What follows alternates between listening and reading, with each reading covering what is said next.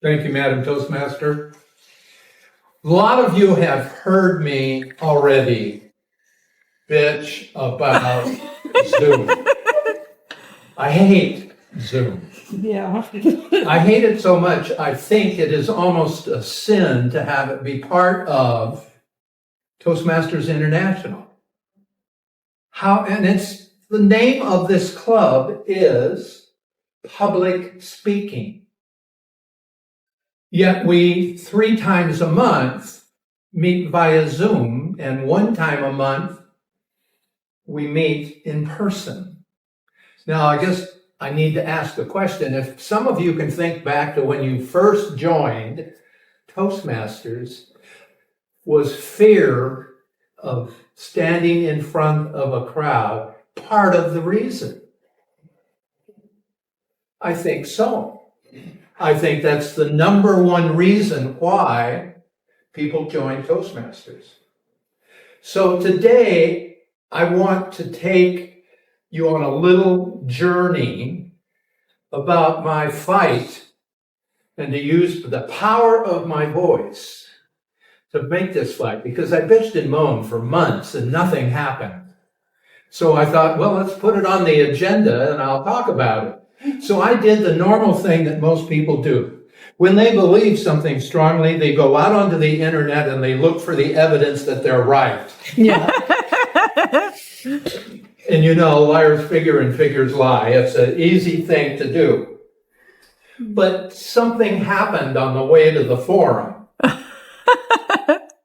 I went to an Apple seminar on their new ChatGPT 5. Now, I had been trained at that last, a division meeting on a Saturday a few months ago on how to write queries for ChatGPT, the old ChatGPT. So I thought I was writing queries okay. But as part of the session, the leader of the session said, does anyone have a suggestion for something we could look at? So not wanting to get too disclosure oriented, I just asked a generic question about the educational value, strengths, and weaknesses of Zoom. And within a matter of seconds, there was a completely detailed argument why Zoom should never have been used in public schools. All the documentation was there. It didn't answer my question. So I went home and did a query. And my first lesson was there's 2 sides to this issue. And so instead of my standing here arguing against Zoom, I'm going to present to you a balanced approach and then a recommendation for some changes that this club needs to consider. First of all, Zoom has some strengths. It hurts me to say that, but it does. The main strength is it's a lower pressure environment. It's the perfect place for new people who want to begin their journey of becoming comfortable in front of a group to begin to think through the process of preparing a speech, delivering the speech in a safe environment, get good feedback. The other thing Zoom can do, which I hadn't thought about, but it does provide the person who's just learning with opportunities to record and look at themselves on a higher frequency basis. It's almost an unlimited capacity for that, unlike a personal meeting with this club where there's only 2 speaking opportunities a month. So you've got almost no chance to practice what you would like to learn. So Zoom does that. The limits, which I agree with, first of all, you don't have any way of learning in Zoom how to look eye to eye with somebody. In fact, if you look eye to eye with your audience, you're going to get criticized because you're not looking at the camera, which is the other side of the problem.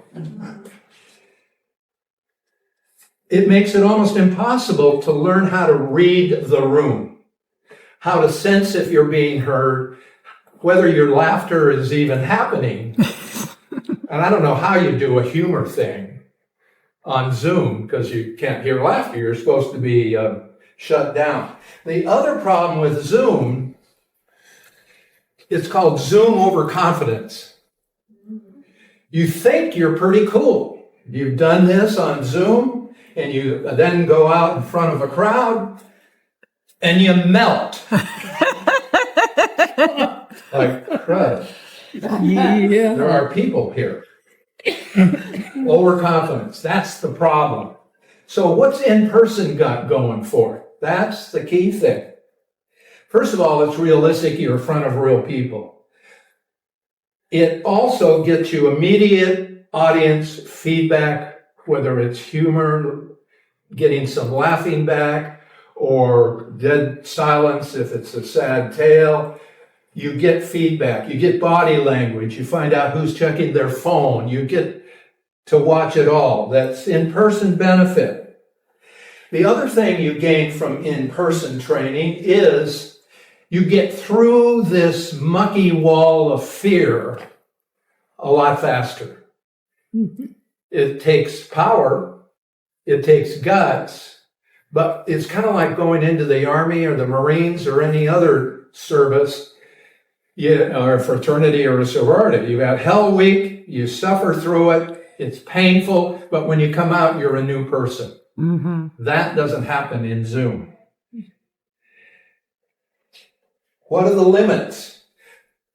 The real limit for this club in particular is there's only 2 personal sessions a month. And that's the main reason I added a second club, because they are always in person. They're a hybrid club.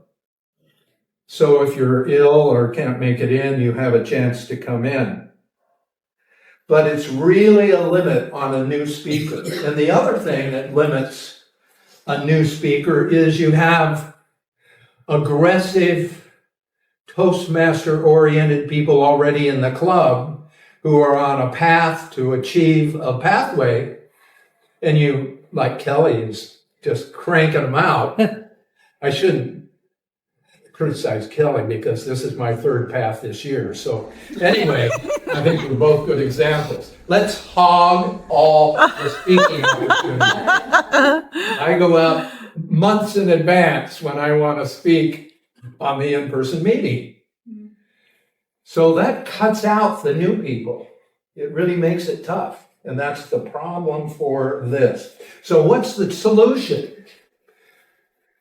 It's hybrid. As hard as it is for me to say that Zoom has a place, but I really absolutely believe, and I've seen it work in Will of Voices. Last week I was evaluated by one of our members who was elsewhere. And it was on the hybrid online access. Robert's one of the experts and he knows how it all works. I just go to the meeting and somehow it's set up. I don't really understand it, but it's something that can be used. It's something definitely that this club needs to take some leadership on. The leaders in this club need to say, we're not helping the new people as well as we can.